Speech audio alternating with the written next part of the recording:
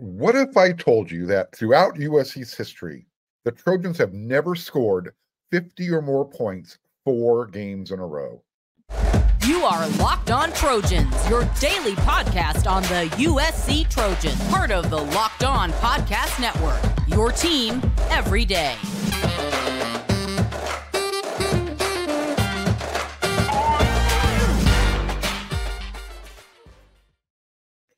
Fight on, everyone. I'm your host, Mark Culkin, and thank you for making Locked On USC your first listen every day. Whether you're watching on YouTube or wherever you're going to download your podcast, this show is free. I appreciate your support. Show your appreciation. If you're watching on YouTube, become a subscriber. It's so easy. Just click that red subscribe button. When you see the thumbs up, I want you to touch it. And I also want you to hit that bell notification button because I don't want you to miss one episode Monday through Friday. You hit that bell, you won't miss one episode. Today's episode is brought to you by Jace Medical. Empower yourself when you purchase a Jace case, providing you with a personal supply of 5 antibiotics that treat 50 plus infections. Get yours today at jacemedical.com. That's Jace, J-A-S like Sam, E, medical.com. Yeah, it's true. The Trojans, for the first time in their program's history, this year, they scored 50 or more points 3 games in a row. They're about to break that record. Or I guess I should say they're going to add to the record this weekend when they travel to Arizona State. I was shocked when I found that stat, that it took until 2023 for USC football to score 50 points or more in 3 consecutive games in the same season. Crazy. There's a little caveat to that, but we're not going to worry about that. They have done it 3 games in a row, but it carried over from one season to the next. And one of those games ended up not counting. You guys can figure it out. Here's what Arizona State Sun Devils head coach Kenny Dillingham, he offered his own thoughts about USC and why I think they're going to score 50 or more points. Because he agrees. USC is really, really good. Quote, they're really, really good. So that's the biggest challenge. Unbelievable players all over the field. Every spot is an unbelievable player. So there is no real weakness of his football teams. He's referring to Lincoln Riley. So the challenge is you have to play a game that is clean. You have to make them earn every yard. You can't give them MAs to give them free plays. MAs stand for missed assignments. They have to earn it, and they're going to make some spectacular plays because they have really good players, right? You just got to weather the storm and continue to play good defense, and you'll get them off the field, end quote. Arizona State, in their history, they've had some pretty good defenses, but this weekend, they're going to need more than a hope and a prayer. And let's be honest, really, that help isn't coming this weekend because the USC offense is, and I hear it's pretty good. And I'm not sure how the Sun Devils offensive coordinator, his name is Bo Baldwin, how he feels about his relationship with his head coach. They're just 3 games into the season. However, the head coach is going to be taking over the play calling duties on the offensive side of the ball this game. And in case you're not aware, Dillingham is an offensive guy, just like Lincoln Riley. So he was asked after Tuesday's practice about calling the offense in this upcoming game. Because he was calling the offense during practice. And he said he would probably call plays against the Trojans on Saturday. Just a reminder, ASU is down to an injured Drew Pine at quarterback, who is technically their 2nd string quarterback, and their 4th string quarterback who finished the game against Fresno State. His last name is Conover. The following, what I'm about to read to you, is coach speak for when the head coach has to take the bullet for not having enough manpower to beat the opponent. And try and remember, though, It's not about who's calling the plays. And I'm using figure quotes. It's not about that. Who's calling the plays? Quote, this is Kenny Dillingham talking. As far as his approach compared to his own offensive coordinators, it's really identical. Really identical. Everybody thinks a little bit different, so there may be a little bit of different thought processes going into this game than another game, but identical. Coach Baldwin and I are on the same page. This isn't about who's calling the plays. This is about me getting more involved in that side of the ball right now that needs more attention. If our defense was struggling, I would do the same thing defensively. If special teams were struggling, I'd be way more involved in special teams. This is just me saying, okay, we need a bump in offense. So where can I go help the team right now? I can go help them focusing all my energy on offense right now. And that's really what it is. Nothing more than that, end quote. Okay, like I said, coach speak. The bottom line is Coach Dillingham and Coach Baldwin do not have the horses necessary to compete, period. Whether that's due to injury or a mass defection through the transfer portal. And that also came on the back of, a really poor recruiting class because there's a cloud hanging over Arizona State's program right now. We talked about that in the past. They sanctioned themselves. I mean, heck, I don't even think Lincoln Riley could coach this Arizona State team with that roster. I think they would still struggle on offense. That's how bad they're going to be. And again, just a reminder, Arizona State was shut out at home this past Saturday, 29-0 against Fresno State. And that was the first time that the Sun Devils were shut out at home.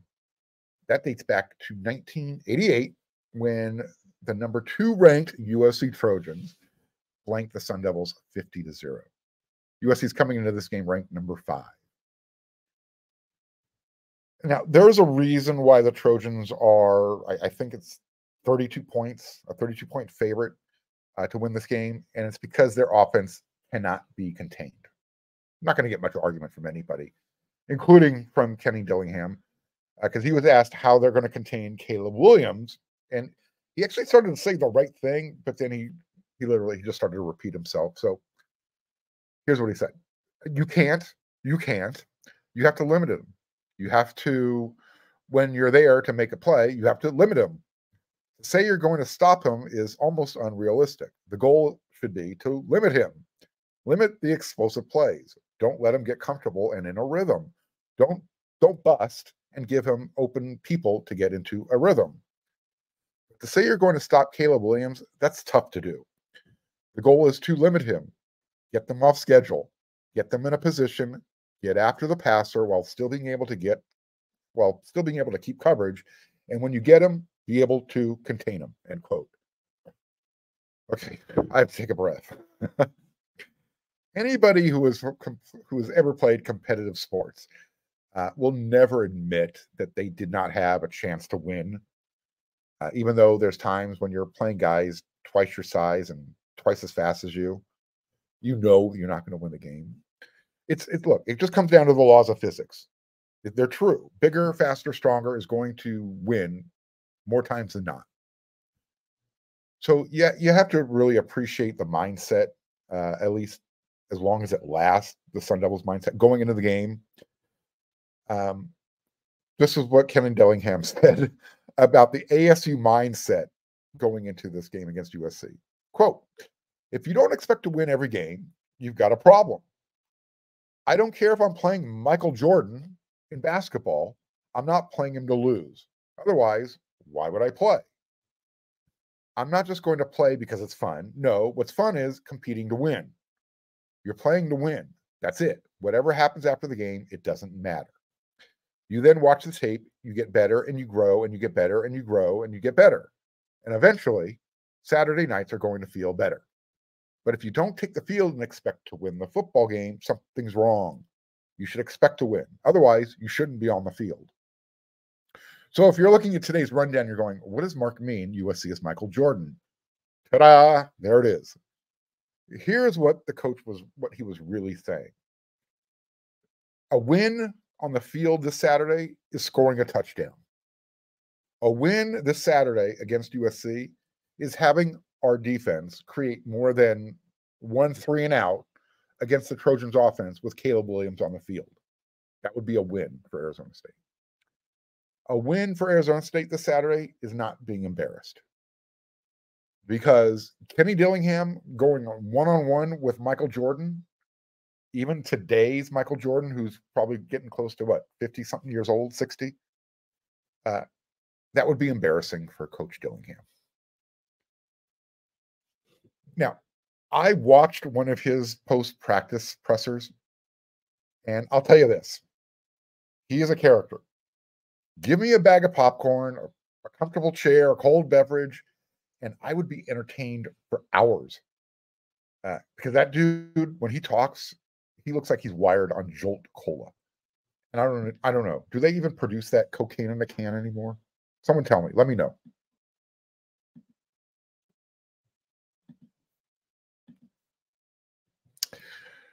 Medical emergencies are going to happen. That's why the Jace case is something everyone should consider, because everyone should be empowered to care for themselves and their loved ones during the unexpected.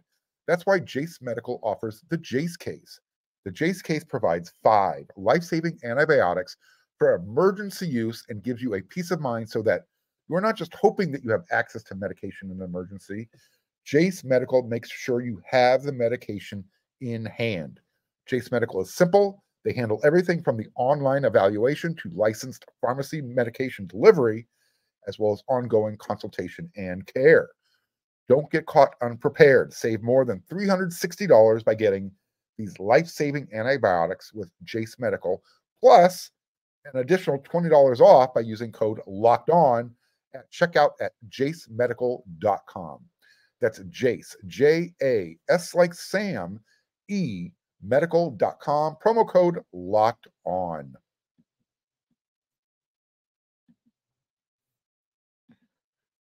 The college football season is here, and this season, Locked On is kicking up our coverage. Each Friday, Locked On will go live from 11 a.m. to 1 p.m. Eastern on every Locked On College YouTube channel, including this one, Locked On USC. Locked On College Football Live will cover the college football playoff implications, the conference rivalry games, and they're going to go in-depth like only Locked On can, including insights and analysis from our stable of Locked On College hosts covering their team every day. Find Locked On College Football Live every Friday from 11 a.m. to 1 p.m. Eastern on any Locked On College YouTube channel. You won't want to miss it. So let's get into segment 2, the rundown. Where do USC's recruits actually rank? So is there anyone out there interested in USC's top recruiting targets and their national rankings? I'm not talking about USC's recruiting class. I'm talking about now individual players who are still uncommitted that USC is hot and bothered after. They want these guys. I'll get into that in just a second. First, you might be interested in this, recruiting honks. The Trojans have just made an offer to class of 2024. He's out of Shreveport, Louisiana, Evangel Christian Academy, defensive lineman Gabriel Relaford, who, by the way, right now he's currently committed to Texas A&M, and he's been committed since June. Now, why is this significant? Why am I bringing this up? Well, for one, you can never have too many defensive linemen, right? Secondly, depending on how Texas A&M's season finishes, you might see a mass exodus from their recruiting class. Because Jimbo Fisher, he's walking on thin ice. Their boosters, they're ready to buy out his contract, and it's a hefty one. USC is one of, I think, 22 teams that have offered the 6'2.5", 6'3", weighs 255 pounds. You've got Texas A&M, USC, LSU, Tennessee, Ole Miss, Vanderbilt, SMU, Arizona State. Who else? Arkansas, Army. I mean, it runs the gamut. It goes from elite to middle of the road, Middle Tennessee State, those types of programs. got a lot of offers. To date, so far, Relaford has taken an official visits to Ole Miss and Vanderbilt, and he's taken unofficial visits to Texas A&M, SMU, TCU, and LSU. This is my opinion. I think if he does, decommit or flip, I think LSU would probably be the team to beat, especially if A&M ends up as a 7-win flop team again. But let's see how that plays out. Last week, I mentioned how edge rusher Jalen Harvey from Quince Orchard High School, how he could, possibly announce his school by the end of the month, end of September. Yeah, it's now looking like October. He attended a game at Maryland last week. It's his hometown school. And then he's going to be at Penn State this Saturday when they host Iowa. I think it's a whiteout game. Could be. If it's not, it's a big game. And so Penn State is, getting the final visit before he makes his announcement. Now, with that said, I know my colleague, Scott Schrader, over on wearesc.com, he's been spending a lot of time with Jalen at his high school. And he's pretty confident that Harvey's going to eventually choose USC, even though others in the industry kind of feel like he's trending towards Penn State. I'm starting to get that feeling, too, that the longer it takes, the more Penn State looks better. I hope I'm wrong. It's just that feeling I'm getting. As far as where he ranks, where Jalen Harvey ranks in the top 300, it's kind of a, mixed bag, depending on which industry network you want to follow. He ranks anywhere from the number 20 edge to the number 39. And according to the On3 300, Harvey falls outside of their top 300 players. He's the number 39 edge in their 2024 class and the number 350 overall prospect. Excuse me. Again, though, Roy Manning wants this guy, and he wants him bad. I won't say he's his number one target, but Coach Manning has been spending a lot of time on Jalen Harvey. Another defensive lineman, his name is Jericho Johnson out of Armijo, California. Armijo High School, Sacramento, California. He's one of the top defensive linemen out on the West Coast, and he named his final 4 schools earlier in the month: 6'3", 285 pounds, USC, Utah, Oregon, and Washington. So he is either going to be playing in the Big Ten next year or the Big 12. One of those two. Right now, according to On3, Washington is his leader, 41.6%.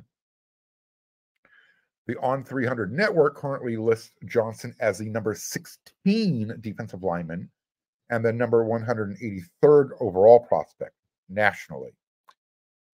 And as of right now, he would be the highest ranked defensive lineman in the class by far. I'm referring to USC's. Have you heard the name linebacker Ephraim Asiata? He's out of Harriman, Utah. Well, Asiata took his USC official visit when USC hosted Stanford almost 2 weeks ago now. And according to insiders, Utah is going to be the team to beat. Now, according to a couple of sources, it's up to USC. How bad do you want Asiata? Showing him that, I'm using finger quotes, showing him love and or how big of a priority he is going to it's going to be extremely important, especially if you want to get him away from Utah. They're going to have to prove it. On3 doesn't even rank him in their top 300. In fact, he's the number 191st linebacker in the class, and he's outside of the national rankings. But apparently, USC sees something they like. I'm going to be real honest here. And this isn't a knock on Asiata. He's a plan C option for the Trojans at linebacker. Let's just be honest about this. especially if we're going to compare rankings. Let's put that into context. USC was in it for Kingston Viliamuasa, 5-star. They were in it for Chris Cole, 4-star, high-ranking 4-star. And they were also in it for St. John Bosco, 4-star, Jordan Lockhart. Strike 1, strike 2, strike 3. So, again, we're going to see how important Ephraim Asiata is to this recruiting class based on how hard they go after him. Because we know USC recruiting honks, gurus who follow the team and follow this show every day like you should. The transfer portal is there for USC, and they know how to use it.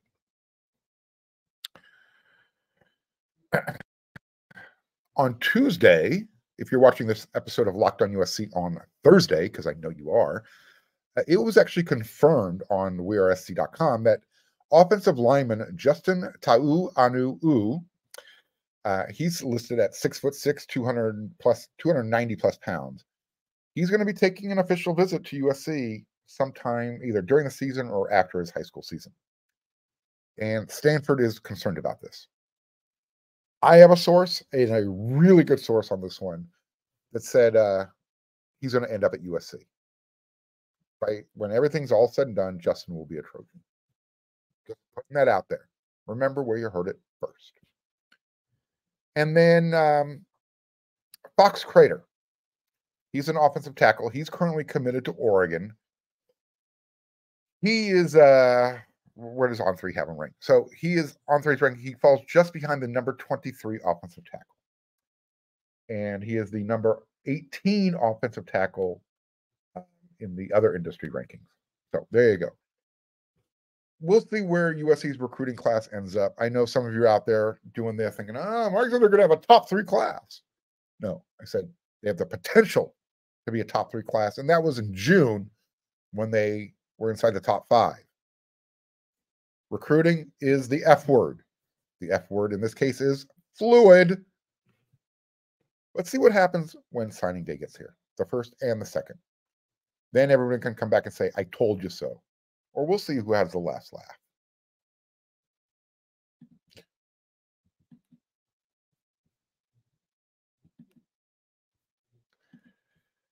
Get ready for the NFL season with incredible offers from FanDuel, America's #1 sportsbook. And right now, new customers, you can bet $5 and you're going to get $200 back in bonus bets. And that's guaranteed. Plus, all customers who bet $5, you're going to get $100 off NFL Sunday Ticket from YouTube and YouTube TV. Hello! Now is the best time to join FanDuel. The app is easy to use, and you can bet on everything from spreads to player prop bets and a whole lot more. So visit FanDuel.com/lockedon and kick off the NFL season with an offer you won't want to miss.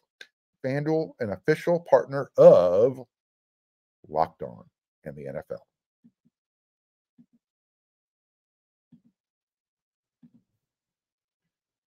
Let's do some yay or nay prop bet predictions. Just talked about FanDuel, right? Yay or nay? USC will ... against Arizona State. There is so little excitement going into this game. I think from the fans' perspective, it's like, yeah, we're excited that USC gets to play another game, but I don't think there's any expectation or anticipation of USC losing this game. There shouldn't be. And if I was a betting person, there's probably a good chance that I could make a lot of money on this game. So first, yay or nay, the Trojans will score at least 50 points. I kind of gave a hint at the top of the show. I'm going to go with yay. This USC offense is just really, really, really good. Caleb Williams is just playing above and beyond. And I just don't know if Arizona State has enough defensively to stop USC from doing whatever they want on offense.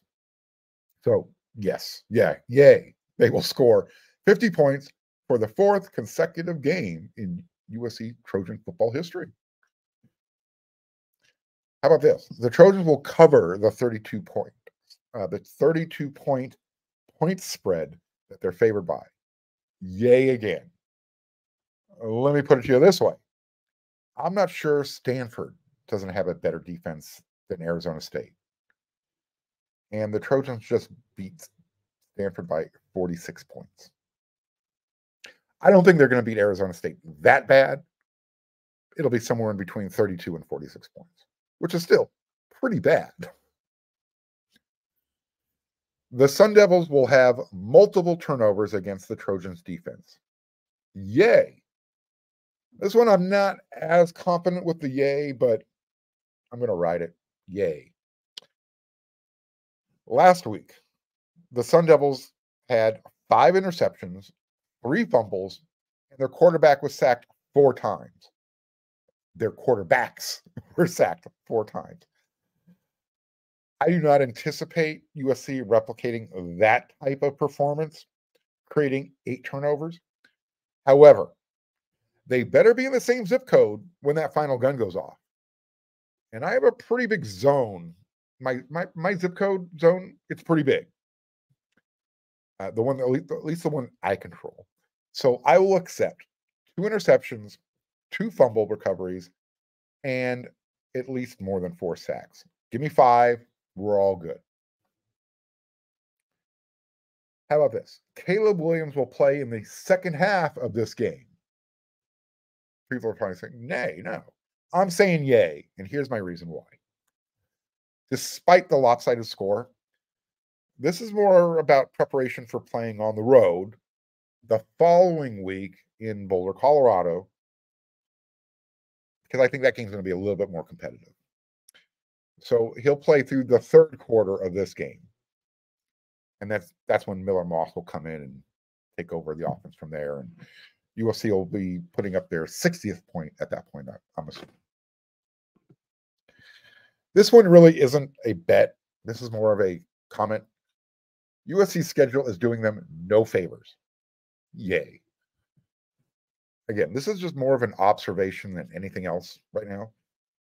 You can agree or disagree. You know where the comment section is. Find it on YouTube. It's easy. I anticipate it. I like them. I want the feedback.